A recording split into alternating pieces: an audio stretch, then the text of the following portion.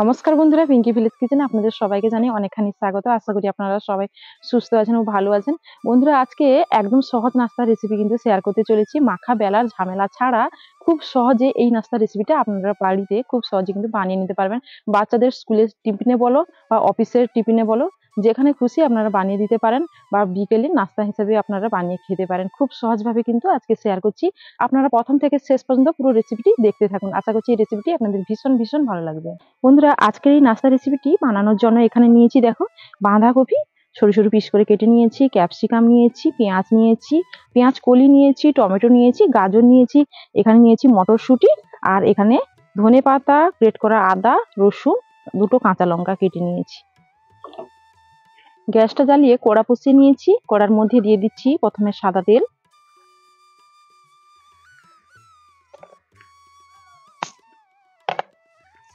এখানে দিয়ে দিচ্ছি হাফ চামচ মতো মৌরি। এবার এর মধ্যে দিয়ে দিচ্ছি রসুন কুচি 2 চামচ, দিয়ে দিচ্ছি 1 চামচ গ্রেট করা আদা।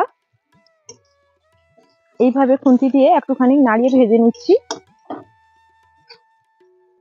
এবার এর মধ্যে দিয়ে দিচ্ছি পেঁয়াজ আর পেঁয়াজ কলিটা আমি একসঙ্গেই দিয়ে দিলাম।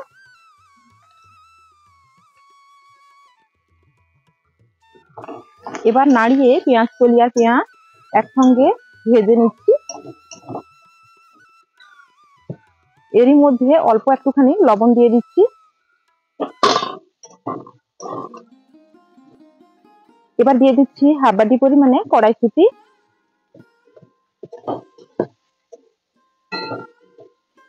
এর মধ্যে দিয়ে দিচ্ছি কোচানো কাঁচা লঙ্কা। এবার বন্ধুরা একে একে কিন্তু বাকি সবজিগুলো এর মধ্যে অ্যাড করে দিচ্ছি।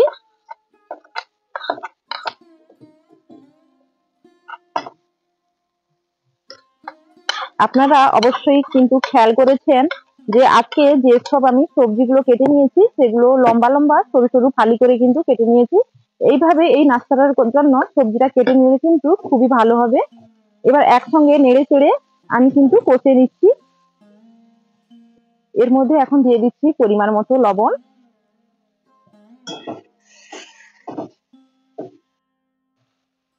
এবার 5 মিনিট খানি ঢাকা দিয়ে দিচ্ছি, সবজিগুলো অনেকটাই মজে যাবে। আর এখন গ্যাসের আঁচটাকে আমি লো করে দিচ্ছি। 5 মিনিট পরে ঢাকনাটা সরিয়ে নিলাম।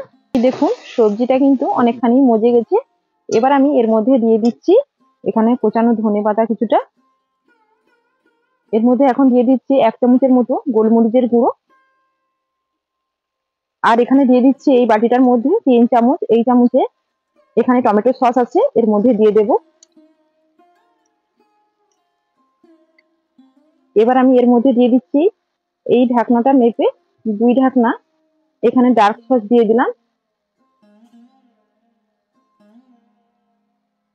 এখানে 1 চামচের মতো চিনি দিয়ে দিলাম। এবার নেড়ে চেড়ে একসঙ্গে মিশিয়ে নেব।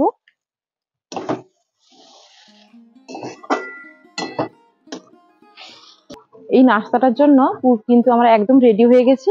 তো সবার শেষে এখানে দিয়ে দেব 1 চামচ মতো জিরে গুঁড়ো।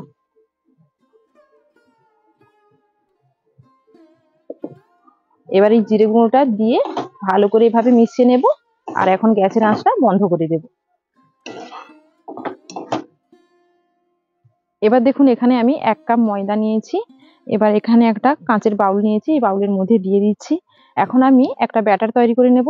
তার জন্য এখন এর মধ্যে 1 কাপ ময়দা ঢেলে দিলাম। পরিমাণ মতো লবণ দিয়ে দিচ্ছি। 1 চামচ খানিক চিনি দিয়ে দিলাম।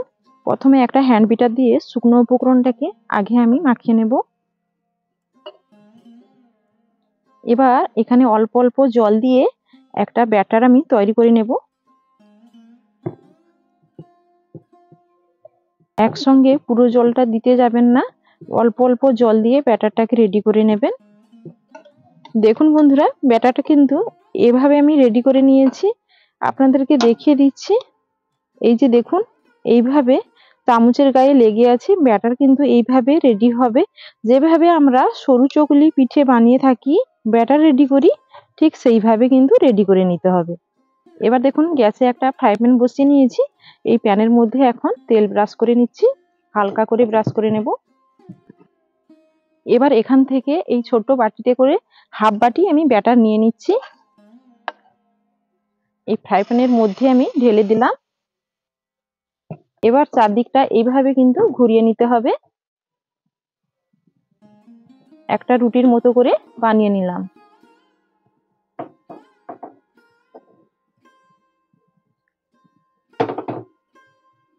এরকম ভাবে 10 সেকেন্ড মতো থাকলে এই ওপরের দিকটা যেমন ভাবে শুকনো হয়ে যাচ্ছে, এইভাবে শুকনো হয়ে এলে এটা কিন্তু তুলে নিতে হবে। এবার দেখো এটাকে আমি তুলে নেব। দেখো কত সহজে সুন্দরভাবে কিন্তু তোলা হয়ে গেল। আর এখানে একটা থালা নিয়েছি, এই থালার উপরে আমি দিয়ে দেব। ঠিক একইভাবে করে এখানে আমি কয়েকটা বানিয়ে নেব। হাফ বাটি দিয়ে দিলাম,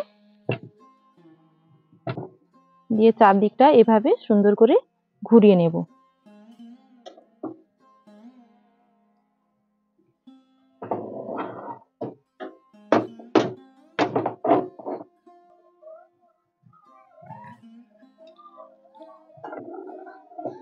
ঠিক একইভাবে এটাকেও বানিয়ে নিয়েছি।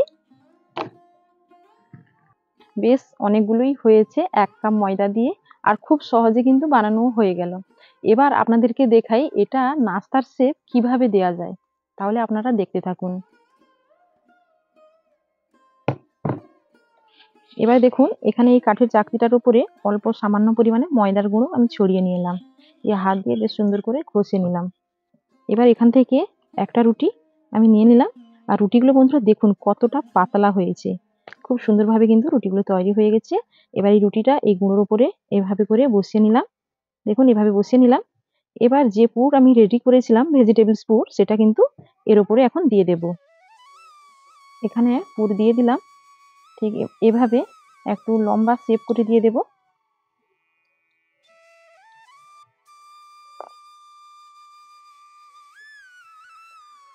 দেখুন এইভাবে লম্বা শেপ করে একদম সমান করে কিন্তু পুরটা আমি ঠিক মাঝখানে এইভাবে দিয়ে দিয়েছি, তবে পুরো মাঝখানে দিইনি। দেখুন এদিকে এতটা জায়গা ফাঁকা রেখে আমি কিন্তু দিয়েছি। এবার বন্ধুরা কি করব, তো এবার এই দিক থেকে এভাবে কিন্তু মুড়ে নেব। এর উপরে মুড়ে দিয়ে দিলাম, আর এই দিক থেকে এভাবে মুড়ে দিয়ে দিলাম, আর এই দিকটা এভাবে করে এর উপরে ঢাকা দিয়ে দেব। এবার এটাকে ফোল্ড করে মুড়ে নেব।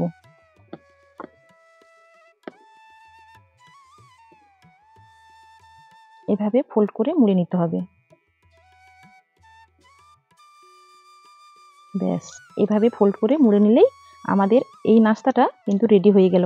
আপনারা চাইলে এই নাস্তাটা কিন্তু এইভাবেও খেতে পারেন, আবার আপনারা চাইলে এটাকে তেলে ভেজেও খেতে পারেন। তো আমি এখানে একটা রেডি করে নিলাম, এই প্লেটের মধ্যে এখানে রেখে দিচ্ছি। তো বন্ধুরা এখানে আমি কিন্তু সবগুলো নাস্তা রেডি করে নিয়েছি। এবার নাস্তাগুলোকে ভেজে নেওয়ার পালা। এবার দেখুন এর মধ্যে নিয়ে নিচ্ছি 3 চামচ ময়দা,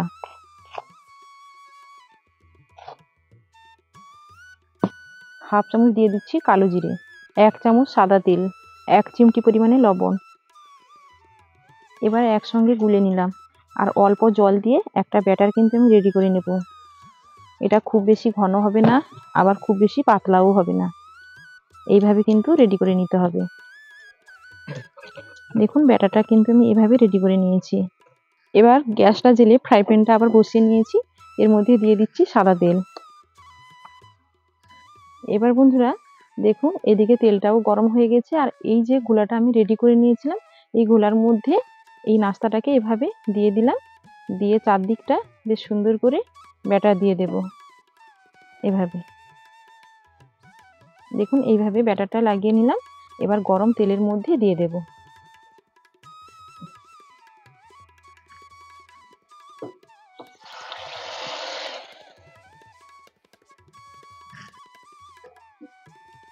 তো সবগুলো একইভাবে এই ব্যাটারের মধ্যে কোট করে নেব। ব্যাটারটা যাতে এই নাস্তার চারদিকটা মাখানো হয়ে যায়, এইভাবে হাত দিয়ে পারলে মাখিয়ে নেবেন, না হলে চামচ দিয়েও মাখিয়ে নেওয়া যায়। এইভাবে তেলের মধ্যে দিয়ে দেব, আর প্রথমত তেলটা একদম কিন্তু হাই হিটে গরম থাকবে। দেখুন বন্ধুরা ওইদিকে আমার ছেলে চলে এসেছে খাওয়ার জন্য। বলছে মার নাস্তাটা কখন রেডি হবে। ও বলছে তাড়াতাড়ি ভেজে দাও, আমি খাবো।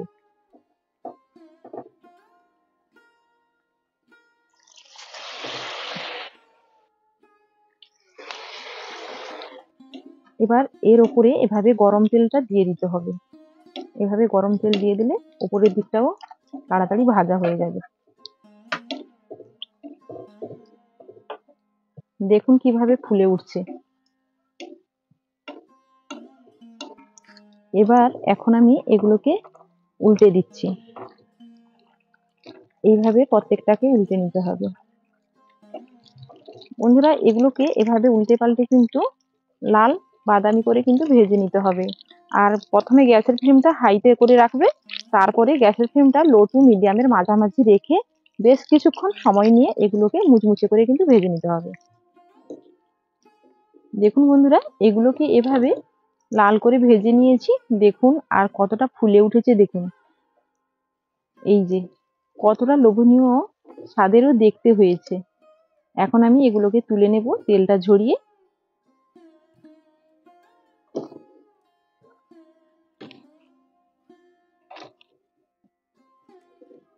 বন্ধুরা দেখুন নাস্তাগুলো কতটাই মুচমুচে আর কতটা ক্রিস্পি আর কতটা মজমচে হয়েছে। আওয়াজটা শুনে তোমরা কিন্তু নিশ্চয়ই বুঝতে পারছো তো কতটা ক্রিস্পি হয়েছে। একটা কেটে দেখিয়ে দিচ্ছি।